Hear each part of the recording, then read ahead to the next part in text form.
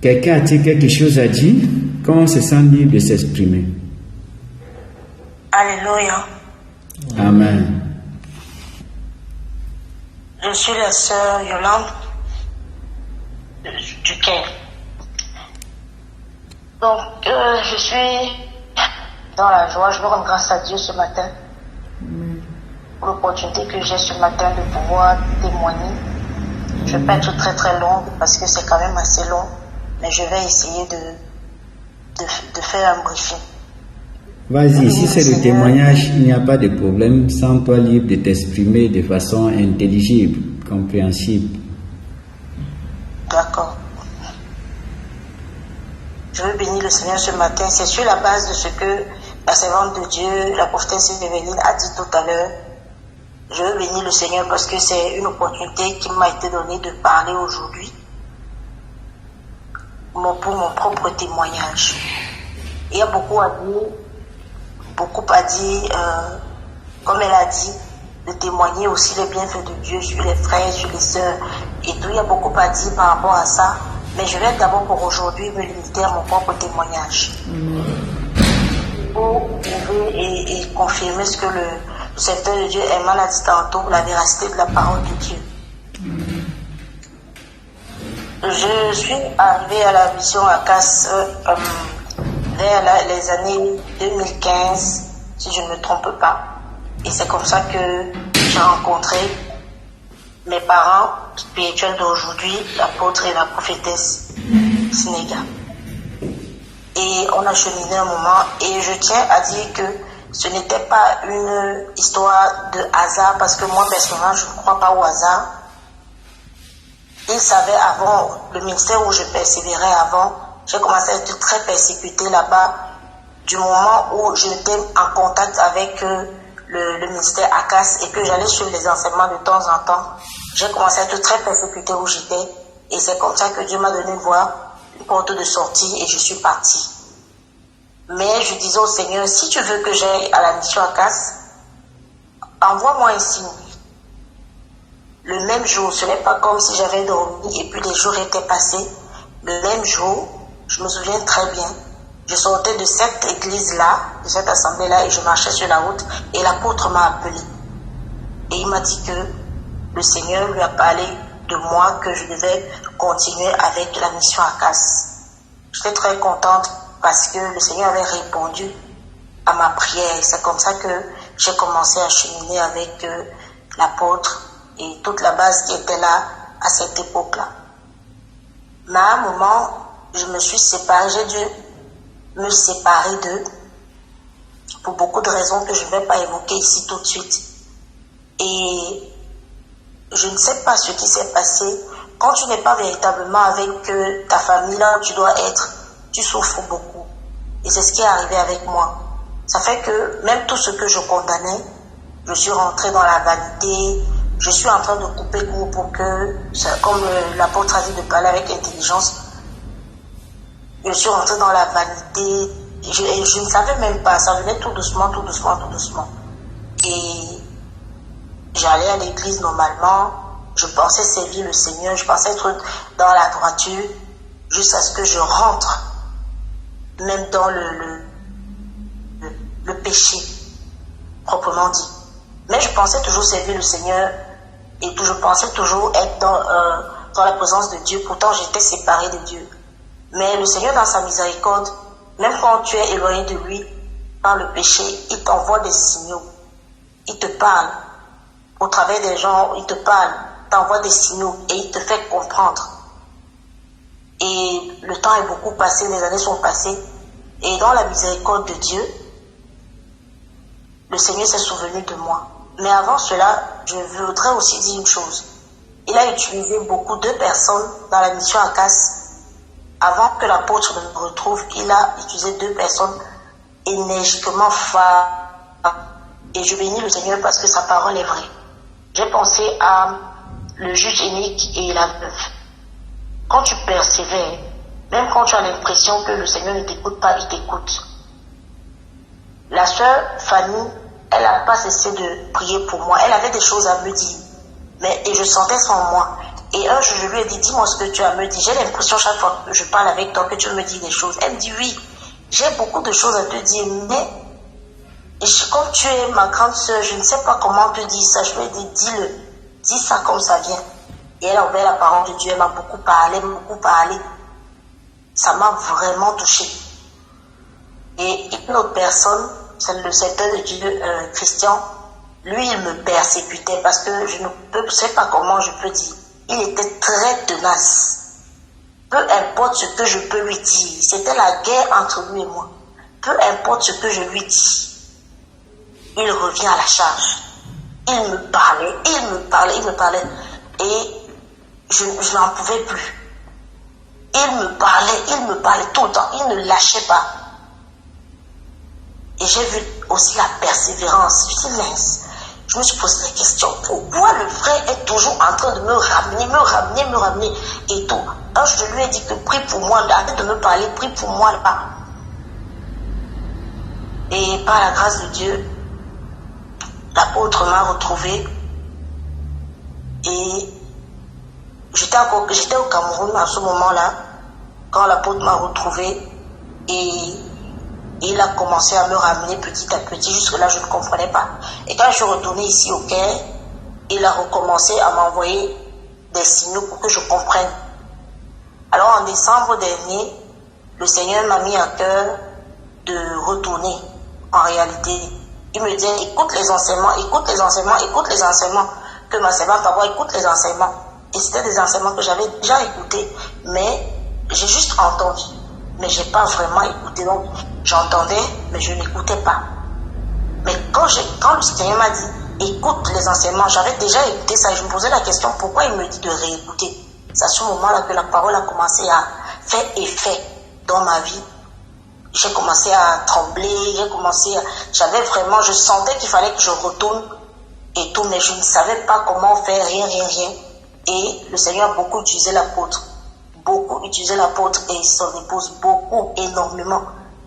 Et c'est comme ça que je suis revenue. Mais vu que j'étais dans une autre assemblée, et l'apôtre a dit qu'il faut faire des choses d'une façon propre, et il a appelé le pasteur de cette assemblée-là, et il a parlé au pasteur, et c'est comme ça que le pasteur m'a relâché. Il a prié pour moi, il m'a relâché, il a dit, je suis la brebis du Seigneur, et j'ai le droit de servir le Seigneur là où Dieu m'attend. Donc c'est comme ça que je suis retournée à la maison où était ma véritable place, là où Dieu m'attendait. Mais je pensais que c'était la fin. Je pensais que quand je suis retournée à la maison, c'était la fin. Mais c'était le début d'un petit calvaire que j'ai vécu. J'ai failli mourir. Parce que je me souviens que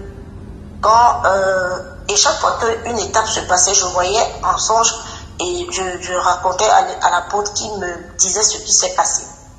Alors quand il y a eu cette passation, j'appelle ça comme ça, de cette assemblée à la mission, quand je suis retournée ici, j'ai failli mourir parce que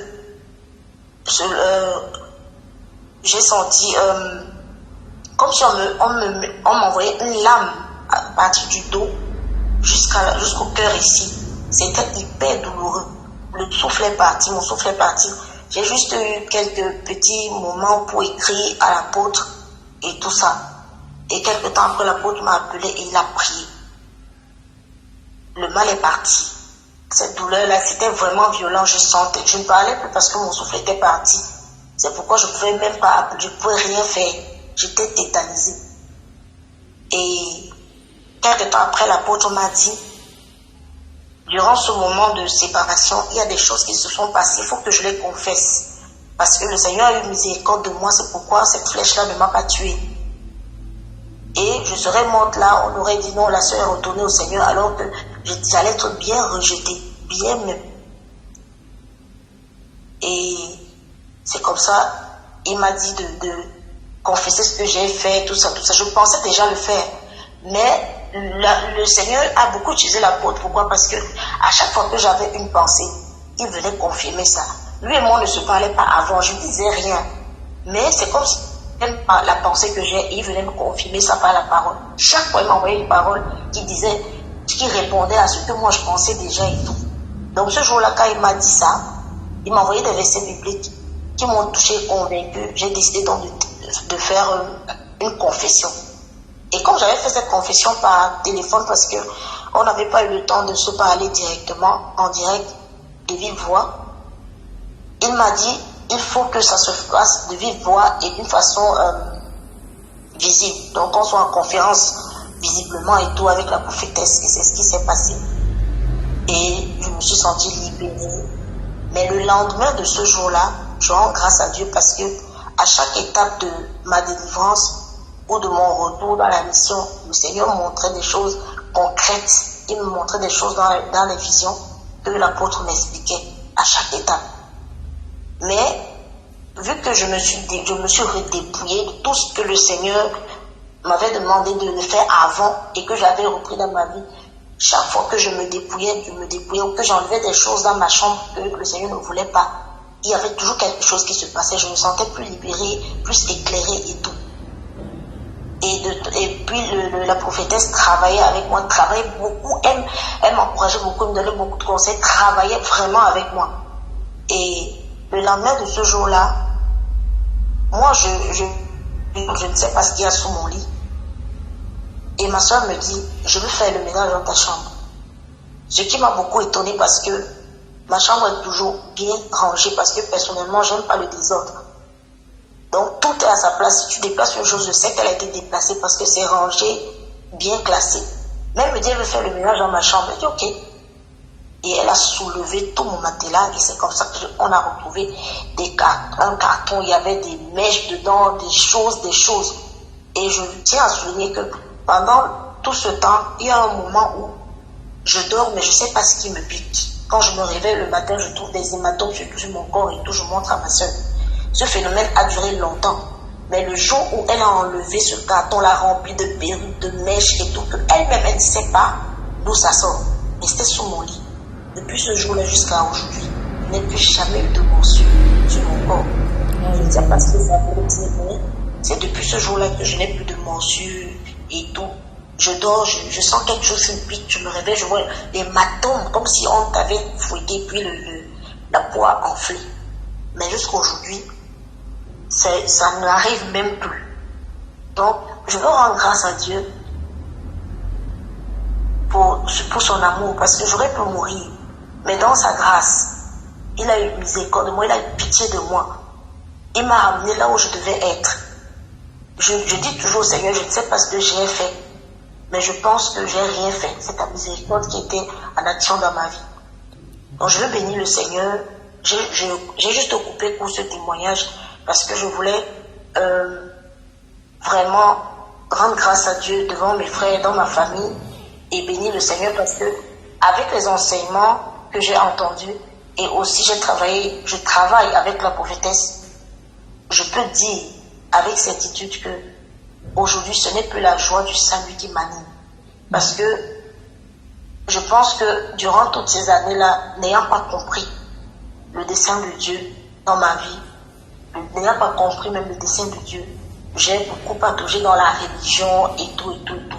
Et j'avais beaucoup de visions, Mais une fois que j'ai commencé à retravailler avec l'apôtre et son épouse, les visions là se sont arrêtées.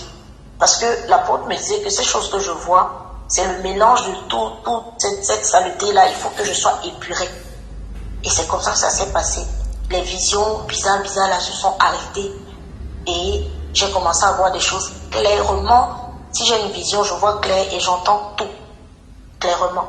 Donc je rends grâce à Dieu parce que Dieu est vrai. Dieu est transparent, sa parole est claire. Si tu marches selon la parole de Dieu, ce qui doit arriver arrive. L'ennemi m'a vraiment persécuté à ce moment-là. Vraiment, parce que comme j'avais obéi au Seigneur pour retourner à la maison, il ne fallait pas, sinon j'allais être en contact avec la vérité. Donc il fallait que je meure avant, mais le Seigneur n'a pas permis. Donc je veux bénir le Seigneur pour son serviteur, je veux bénir le Seigneur pour sa servante, je veux bénir le Seigneur pour tous ceux qui ont pris le temps pour moi. Parce que ils ont vraiment été persévérants. C'était une grande leçon pour moi personnellement. Parce que pour moi, qui conduit aussi beaucoup de gens, c'est une grande leçon pour moi. Et je peux dire que je recommence avec le Seigneur à zéro. Donc c'est ce témoignage que je voulais rendre. Toujours persévérer, ne pas relâcher, même si on a l'impression qu'on prie pour quelqu'un et que les choses ne changent pas. Dieu, lui, retient ses prières et au temps marqué, il sauve la personne là, quand on ne s'y attend plus. Parce que vraiment, le Seigneur m'a ressuscité. J'étais vraiment dans les décombres, j'étais déjà emballé dans les ténèbres, enrôlé complètement. Donc, je voulais bénir le Seigneur pour sa main de grâce et sa puissante main dans ma vie. Amen. Alléluia. Que la gloire revienne au Seigneur à lui seul au nom de Jésus-Christ. Amen. Nous lui rendons grâce d'avoir participé à son œuvre dans ta vie. Amen. Que la gloire revienne au Seigneur au nom de Jésus-Christ. Amen. Alléluia. Quelqu'un a-t-il quelque chose d'autre à dire?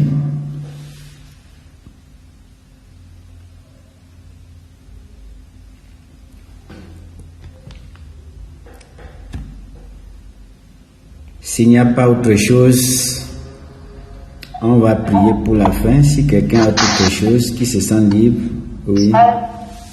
Alléluia. Amen.